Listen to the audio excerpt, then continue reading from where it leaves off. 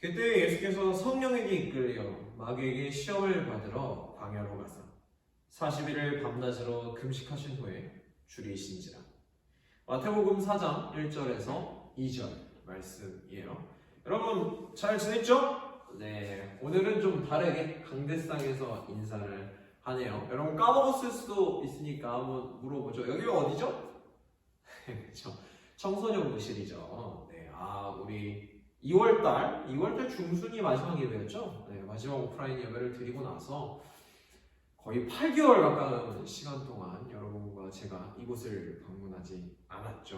네, 참 오랜만에 와서 둘러보니까 감회가 새롭네요. 왜 갑자기 영상 잘 찍다가 여기 와서 예배를 드리나요? 물어본다면 저희가 11월 둘째 주부터 다시 모여서 예배를 드린답니다. 네, 사회적 거리두기 1단계 조정 후 청소년부터 11월 첫째 주에 추수감사절 예배를 기점 그 후로부터는 저희가 함께 다시 청소년부실에 모여서 예배를 드리기로 결정했어요. 그래서 다시금 현장 예배 분위기에 익숙해질 겸 해서 오늘은 이 강대상에서 진짜 설교를 듣듯이 한번 여러분에게 말씀을 나눠보려고 해요. 여러분 빨리 만나고 싶죠? 목사님 빨리 만나고 싶은데 여러분은 어떨지 모르겠네요. 좋습니다. 자, 지난 시간에는 예수님의 30살 이전 삶을 생각해보는 시간을 가졌어요. 성경에서는 그리 많은 이야기가 등장하지는 않지만 몇 안 되는 성경의 진술과 또 역사적인 사실들을 토대로 예수님의 공생의 이전 삶을 한번 상상해봤죠? 기억나죠? 네. 오늘은 드디어 예수님의 30살 이후, 그러니까 공생애의 첫 이야기를 들어보려고 해요. 지난 시간에도 말씀드렸다시피 공생애라 함은 예수님이 본격적으로 세상에 알려지는 시기를 뜻해요. 그러니까 오늘은 예수님의 데뷔를 한번 살펴보도록 하죠. 예수님께서는 되게 화려하게 데뷔하셨어요. 예수님 당시엔 이 세례 요한이라는 슈퍼스타가 한 명 있었는데 이 사람들로 하여금 엄청난 인기를 끌던 사람이었어요. 사람들은 세례 요한을 자기네들이 기다려온 메시아라고 생각할 만큼 이 세례 요한을 높이 평가했죠. 세례 요한 주위에 엄청난 사람들이 몰려들곤 했어요. 이 요한의 세례를 받기 위해서라면 저 멀리 아주 먼 곳에서부터 요한 앞으로 나오는 사람도 있을 정도였죠. 예수님은 이러한 엄청난 슈퍼스타 세례 요한이라는 사람에게 세례를 받아요. 이 세례라는 건 물가에 나아가서 하나님께 죄를 고백하고 이 죄 씻김을 위해 몸을 물에 푹 담그는 그런 일종의 종교 예식이에요. 우리 친구들 중에도 세례받은 친구들 있죠. 네, 이번 연도죠. 이번 연도 4월에 우리 재현이와 윤효가 세례를 받은 적 있죠. 그게 벌써 이번 연도, 그게 아직 이번 연도예요, 여러분. 네, 이번 연도 참 기네요. 좋습니다. 네, 우리의 세례는 이렇듯 예수님께서 받으신 세례를 이어받는 예식이라고 할 수 있어요.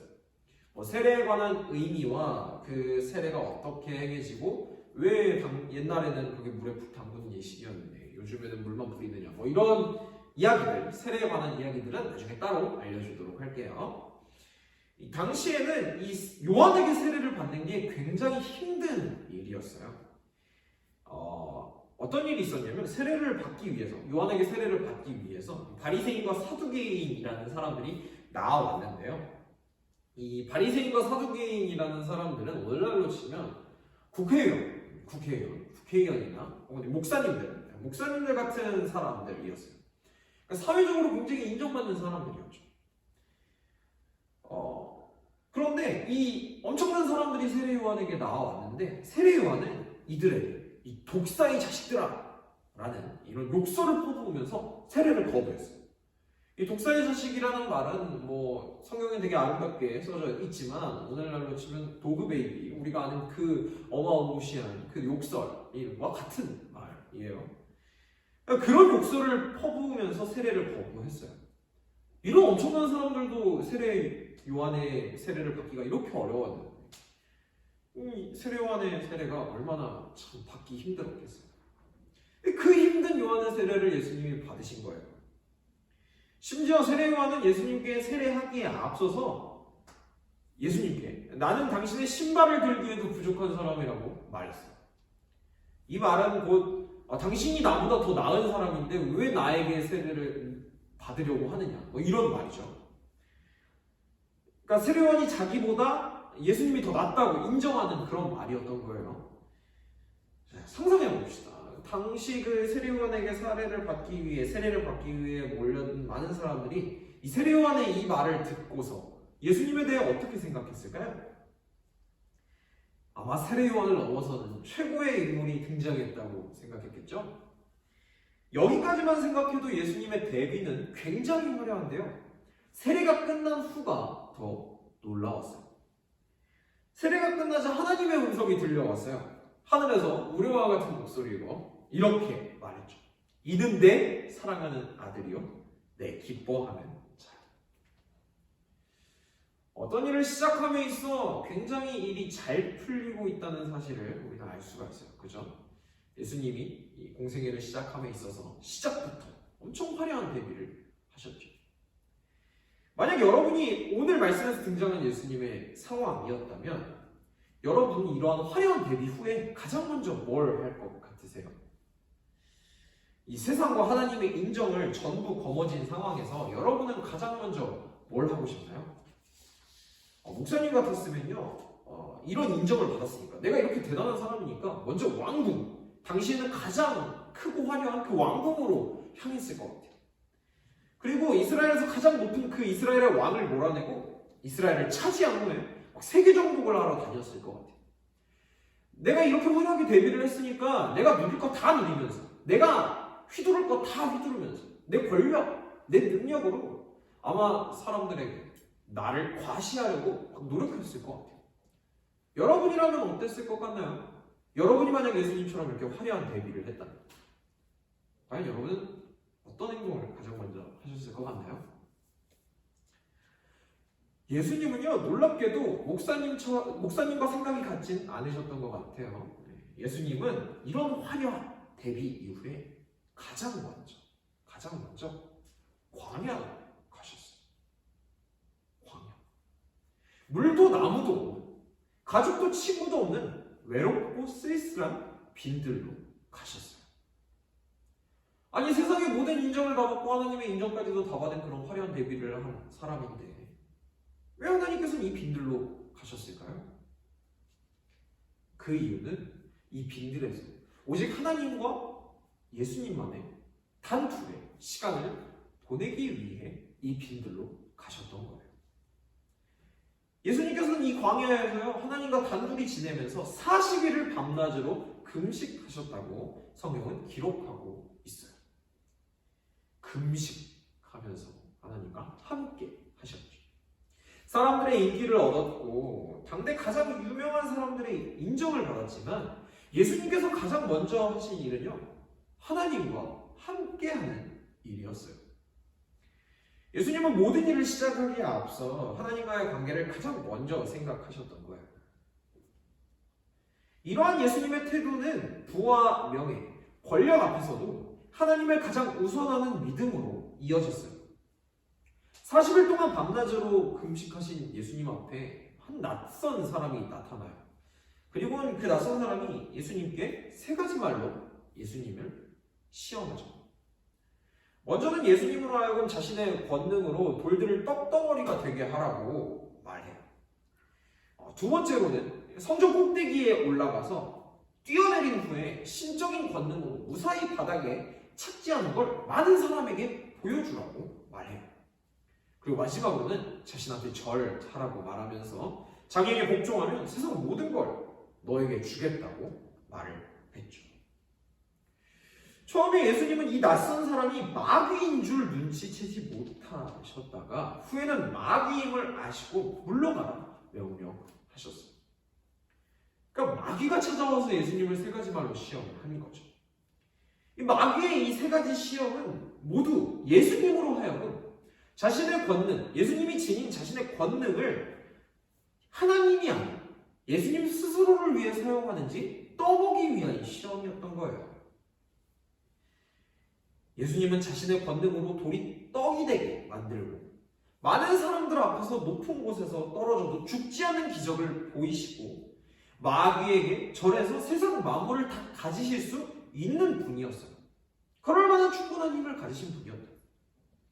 하지만 예수님은 이 마귀의 세 가지 시험, 그러니까 이 마귀가 건넨 이 세 가지 말에 전부 성경 말씀을 말씀하시면서 이 성경 말씀으로 마귀의 말을 물리치시면서 마귀의 요청에 응하지 않으셨어요.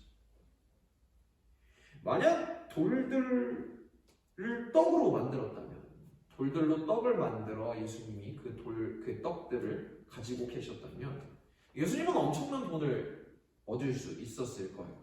이게 말이 떡이지 당시에는 음식이 굉장히 귀했어요. 그러니까 오늘날로 치면 이 떡을 만들라는 게 뭐라고 생각해야 될까요? 석유가 나게 하라 뭐 이런 말이랑 똑같다고 생각하면 돼요. 그러니까 그만큼 이 돌로 떡이 되게 만든다는 사실 자체가 예수님으로 하여금 엄청난 부를 가져다 줄 게 뻔한 그런 상황이었다. 그러니까 예수님은 엄청난 돈을 얻을 수 있으셨겠죠? 돌을 떡덩이로 만들면요. 그러니까 만약에 그리고 예수님이 성전 꼭대기에서 떨어져서 사뿐히 이렇게 바닥에 착지하셨다면 이 많은 사람들이 그 모습을 보고 뭐라고 했을까요? 진짜 하나님의 아들이구나 이렇게 인정을 했겠죠. 그리고 하나님께 온갖 명예가 다 주어졌을 거예요. 성전 꼭대기에서 떨어져도 살아남는 그야말로 진짜 하나님의 아들이라는 명예가 예수님께 주어졌겠죠. 만약 예수님이 마귀에게 절했다면 세상 모든 것들을 다 손에 쥘 수 있는 권력을 얻으실 수 있었겠죠? 그렇잖아요. 마귀에게 그냥 절 한번, 요즘 그냥 자기 원하는 걸 얻으려고 무릎도 간단하게 꿇는 시대인데 그냥 절 한번 하면 마귀가 그냥 아무 능력 없는 그런 존재가 아니라요. 여러분 마귀도 엄청난 힘을 가지고 있답니다. 여러분 원래 성경이랑 이렇게 좀 여러 이야기들을 들어보면 마귀도 엄청난 힘을 가지고 있어서요. 진짜 예수님이 한번 절하면 예수님한테 세상 모든 걸 다 줄 수도 있었을 거예요. 마귀는 권력의 상징인 거예요. 그러니까 예수님께서는 이렇게 한번 눈 딱 감고 절 한번 하면 권력도 얻으실 수 있었을 거예요. 하지만 예수님은 그 모든 걸 하나님의 말씀으로 거부하고서 하나님과의 관계를 지키셨어요. 그 어떠한 것도 하나님보다 우선하지 않았어요. 예수님은 이렇게 화려한 데뷔 후에 모든 것들을 제쳐놓고 하나님과의 관계를 소중히 여겼을 뿐만 아니라 그러한 태도로 하나님을 가장 먼저 생각하는 실제적인 실천을 보여주셨던 거예요. 이제 모든 걸 다시 시작하는 때죠. 코로나가 이제 잠시 주춤하고 보니까 이제 1단계 이후에 다들 다 시작하는 것 같아요. 그죠? 여러분들도 이제 집에만 맨날 갇혀 있다가 딱 멋지게 모든 일을 다 시작할 거라고 생각을 해요. 마치 오늘 예수님처럼 이제 긴 무명의 시간을 끝내고 긴 암흑기를 끝내고 이제야 비로소 여러분이 하고 싶은 일들을 마음껏 하면서 조금 더 편안하게 이제 세상을 살게 될 거예요. 모든 게 멈췄던 게 이제 다시 시작되는 그런 때죠. 이때에 저는 여러분이 예수님의 말씀을 들으면서 좀 스스로의 신앙을 먼저 돌아봤으면 좋겠어요. 모든 일을 본격적으로 시작하기에 앞서서 내가 이 시작이 어떻고 여기서 어떻게 시작해야 되고 또 모든 일정을 어떻게 풀어나가야 되고 이런 생각을 하기에 앞서서 먼저 하나님과의 관계를 돌아봤으면 좋겠어요. 여러분 코로나19로 집에 매일 있으면서 혹은 교회도 안 나오고 또 학교도 안 나가고 그런 상황 속에서 과연 얼마나 하나님을 생각하면서 사셨나요? 여러분은 하나님과의 관계를 제대로 맺고 사셨나요? 여러분이 꼭 그런 질문을 이 모든 것이 시작하는 이제 현장 예배도 시작되고 또 여러 가지 일이 시작될 여러분이 여러분의 삶 속에서 그런 고민을 가장 먼저 하면서 나아갈 수 있었으면 좋겠어요. 여러분의 모든 일정을 원래대로 시작하는 이때 여러분이 오늘 말씀에서 등장하는 예수님의 데뷔를 생각하며 예수님처럼 그 어떠한 것보다도 하나님을 우선하는 친구들 됐으면 좋겠어요. 다음 한 주도 예수님처럼 여러분에게 주어진 그 어떠한 것보다 하나님을 우선하는 우리 경민 친구들 되기를 기도하고 있을게요. 이제 오늘이 25일이죠? 25일 다음 추수감사절 예배죠. 그 후에 바로 우리 이곳에서 만나도록 합시다. 긴 시간 영상을 통해 집에서 예배드리는 고생 많았어요. 목사님도 고생 참 많았어요. 네, 영상 편집하느라 참 힘들었어요. 이제 여러분과 만나서 즐겁게 찬양 부르며 함께 말씀을 들을 텐데 더 기쁜 모습으로, 더 좋은 모습으로 우리 11월 둘째 주에 만납시다. 여러분 그럼 그때까지 안녕.